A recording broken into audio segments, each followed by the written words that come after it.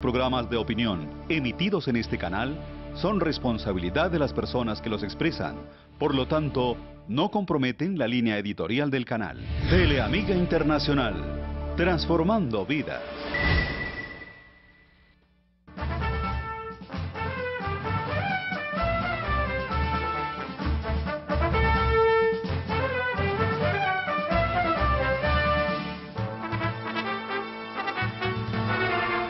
El encuentro con la Nación, temas de actualidad. Hoy en la mesa de trabajo, el doctor Horacio Gómez Aristizábal y el ingeniero Saulo Arboleda Gómez, exministro de Estado. Muchos temas, la política es dinámica, la política es cambiante. Nicolás de Maquiavelo lo dijo, la política es el arte de lo posible, y ahora con la dinámica hay que agregarle que lo imposible también.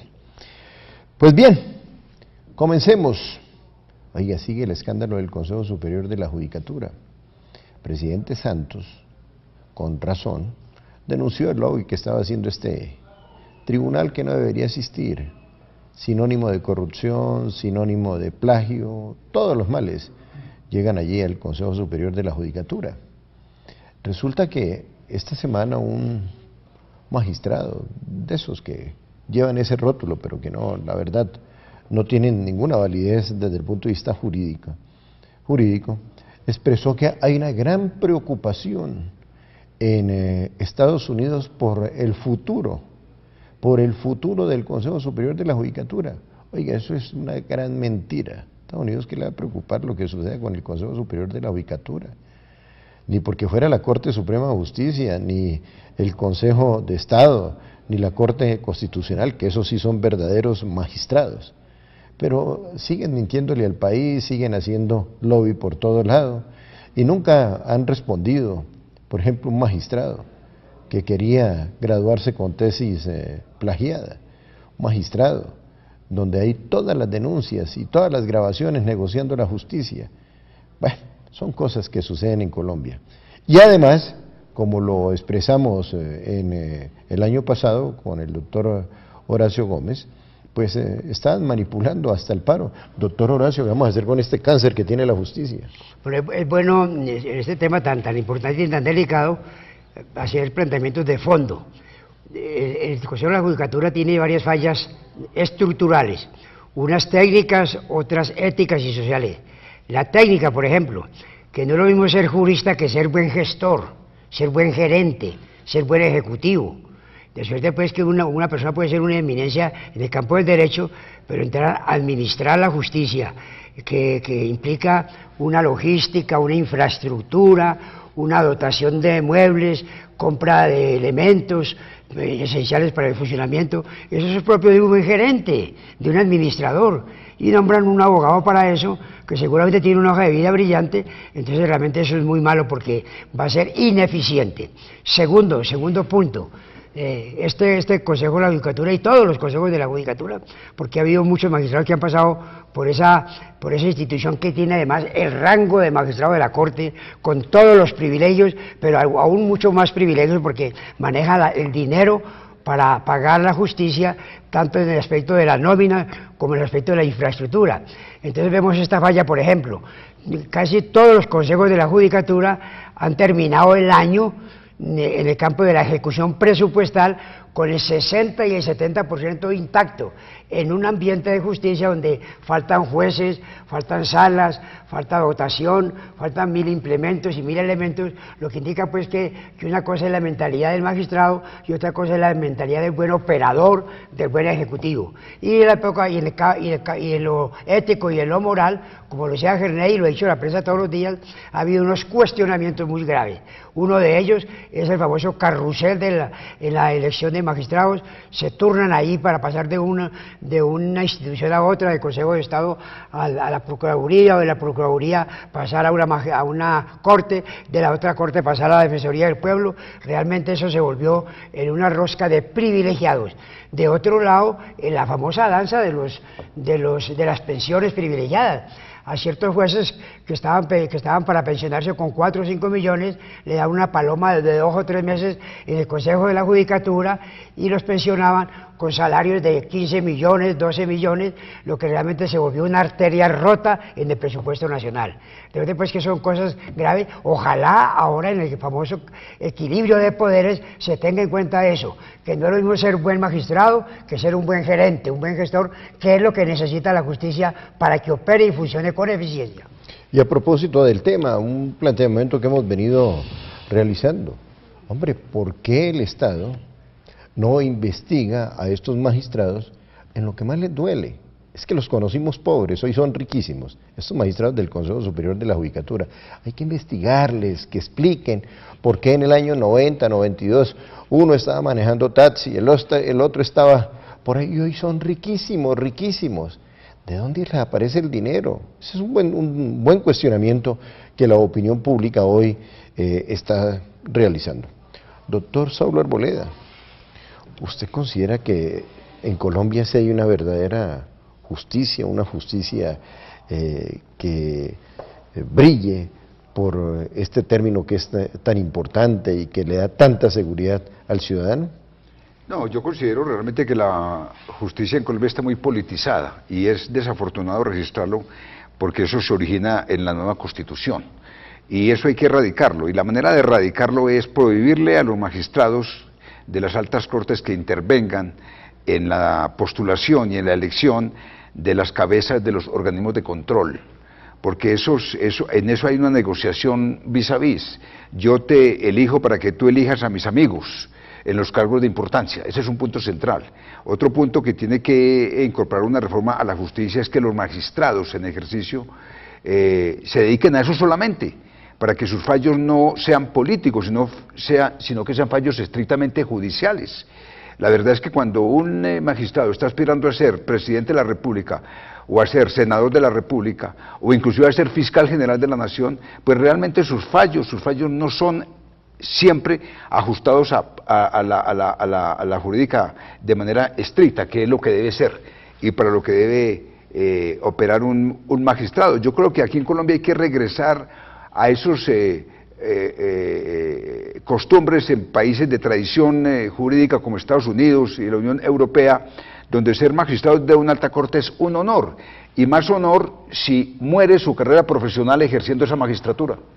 Y con transparencia, ¿no? No enriqueciéndose como está sucediendo en Colombia. Pero, doctor Horacio, ya vamos a regresar. Lo único cierto es que nos unimos a la campaña que viene desarrollando la Presidencia de la República, donde están invitando a denunciar todo acto corrupto. En eso ya un periódico de mucha circulación a nivel mundial, quizás el pionero en materia de periodismo electrónico como primicia.com, que dirige ese gran periodista Víctor Hugo Lucero Montenegro, pues nos unimos a esa campaña de denunciar todo lo que nos huela feo. Donde haya corrupción, denuncia. Ha invitado a la Presidencia de la República y en eso, desde Encuentro con la Nación, pues estaremos muy atentos a señalar donde haya corrupción, porque ese es el peor cáncer que tiene Colombia. Ya regresamos.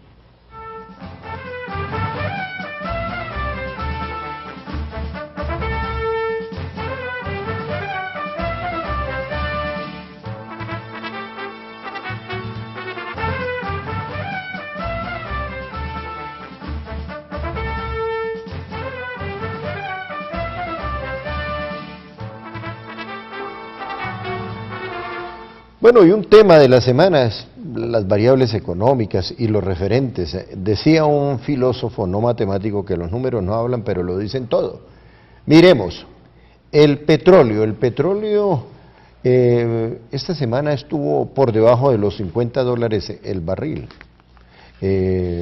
Jueves, viernes subió un poco, $50 con 59 centavos el barril.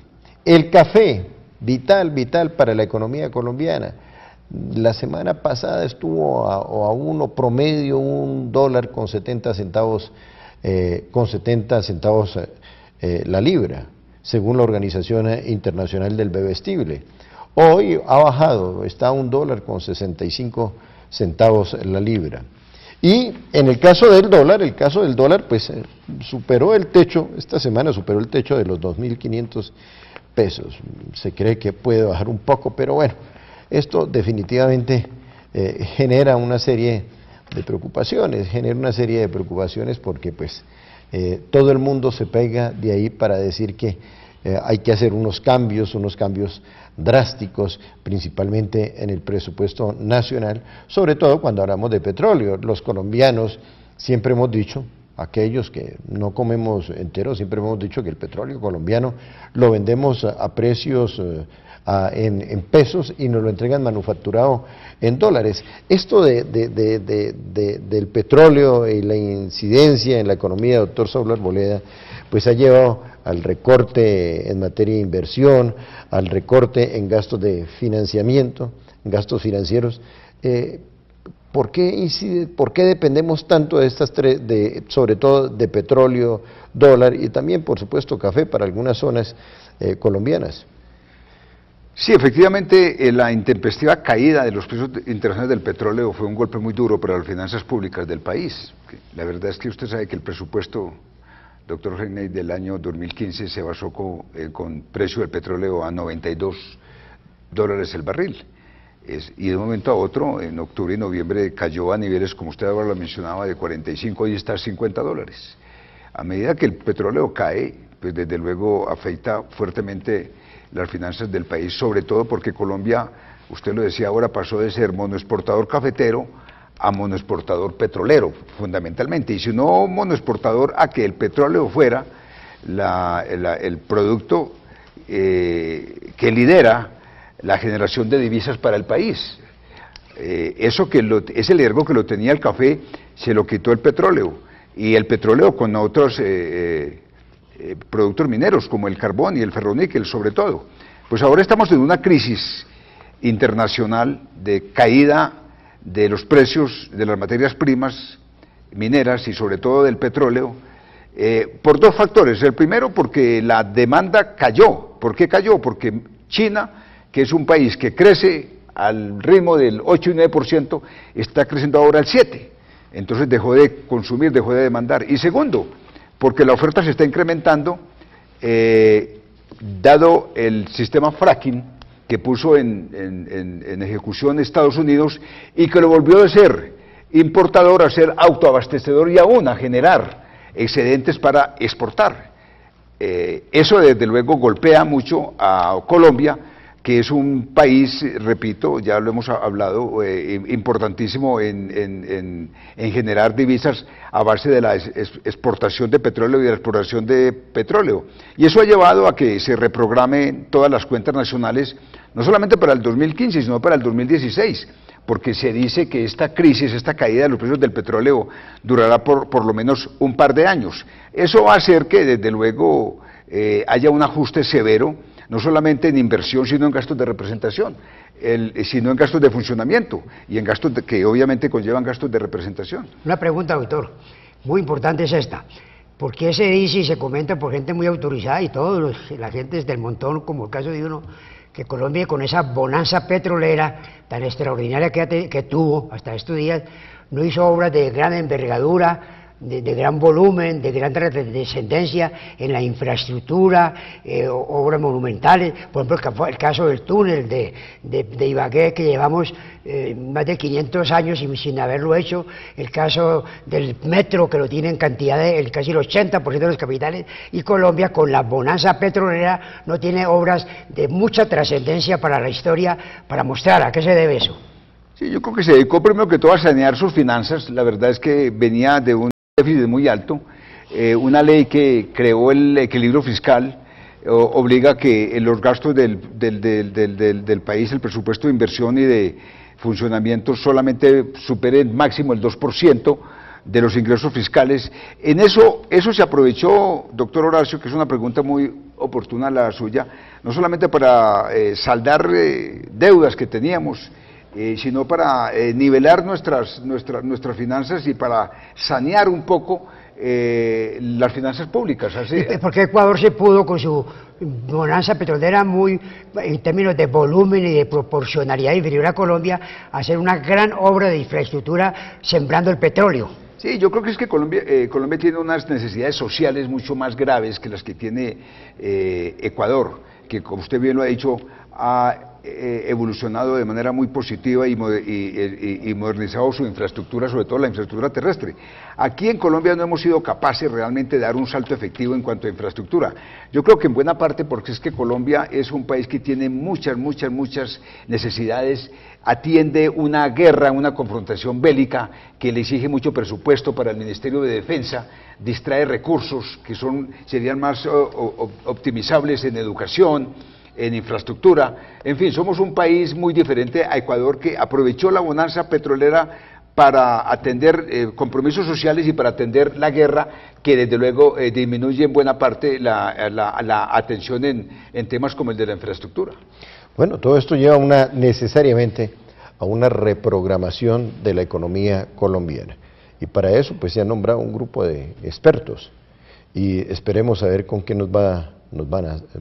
¿qué va a salir este grupo de expertos? Mientras tanto, miren, se mueve la academia este sábado, 28 de febrero, pues un foro por la paz, el derecho, paz y posconflicto en ciudades que son importantísimas y que a través de la historia han sido referente de violencia.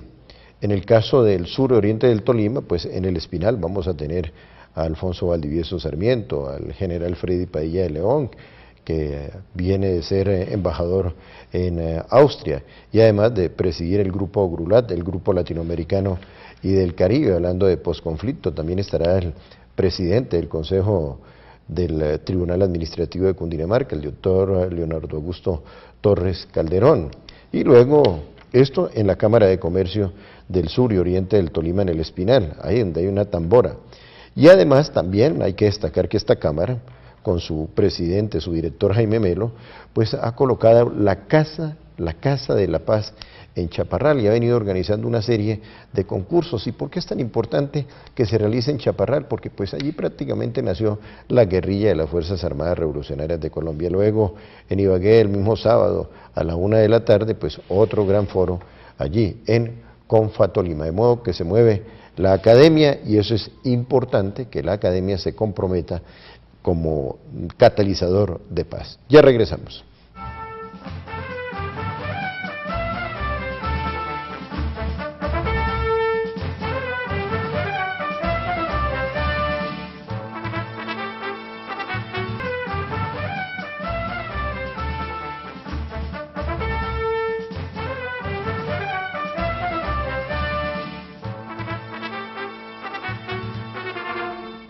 Bueno, y tenemos nuevos directivos en la Universidad La Gran Colombia. Doctor Horacio. Sí, hay dos noticias muy importantes para el país y para el ambiente internacional, porque se trata también de una institución anexa a la Universidad de la Gran Colombia, que es este canal de televisión que se llama Teleamiga. La Universidad de la Gran Colombia tiene de rector al doctor Eric Becerra, una persona muy destacada en el mundo de la academia. Estuvo 2 años de vicepresidente administrativo, con un gran rendimiento, con una gran fortaleza financiera para la Universidad de la Gran Colombia, y desde luego para incrementar su nivel académico. Se han mejorado los salarios de los profesores mejor calificados. Fuera de eso, se están estimulando a los mismos gran colombianos en el sentido de que pueden ser profesores y pueden ejecutar obras en el campo de la ingeniería que la universidad proyecta para el ensanchamiento de sus instalaciones, como es el caso de la compra que ha hecho la Universidad de la Gran Colombia de 2 lotes muy importantes en la calle 12 con la Quinta, que son casi de una manzana, para la gran demanda que tiene de alumnos en ingeniería, en derecho, en contaduría y en muchas ramas de la ciencia y de los conocimientos. Y en cuanto a Teleamiga, esta institución ha progresado y ha crecido en forma tan fulgurante y tan rápida y tan sólida, que hemos logrado que esta universidad, que esta institución tenga ya una gran aceptación en el campo empresarial, en el campo de las pautas, en el campo de la publicidad, y fuera de eso se han ensanchado sus instalaciones, se han modernizado, se han organizado en la mejor forma posible para atender mejor a la solicitud de los teleaudientes. También los equipos y la dotación son de los más sofisticados, de los más técnicos y de los más avanzados, de suerte pues que vemos cómo está creciendo la Universidad La Gran Colombia y Teleamiga, y nos complace por ser nosotros alumnos, los primeros graduados de esa universidad, y por estar vinculados a estas dos instituciones. Bueno, y los medios alternativos se mueven. Caso de primicia.com, según Google, tiene visitas que superan los 15 millones en el planeta Tierra, y eso está muy bien porque es un periódico reciente. También los medios alternativos, La Voz de los Andes, en Manizales se ha ido ganando un gran posicionamiento, tienen allí un gran director, Olmedo Correa y Correa. También en el caso del Magdalena Centro, teniendo como capital ese eje Mariquita Honda, está la emisora de Entusiasmo, dirigida por Edwin Tuirán. Han ido ganando un gran posicionamiento y sobre todo que es un lugar estratégico porque es un fusionador de los departamentos del Tolima, Cundinamarca, Caldas, Boyacá y Santander. Y otro medio que se impone, en el caso de Norte de Santander, en Cúcuta, Fiesta con su noticiero dirigido por Carlos Salazar, de modo que los periodistas a nivel regional imponen su ritmo, lo mismo que a nivel de Cundinamarca, el Tolima y otras latitudes, el caso de Cristalina. Nos gusta registrar cómo los medios alternativos se van imponiendo y sobre todo van conquistando audiencia. Punto final, agradecerle al exministro Saulo Arboleda Gómez y al profesor e historiador Horacio Gómez Aristizábal la dinámica de este programa, la noticia con análisis, aquí en Encuentro con la Nación. Que Dios les bendiga.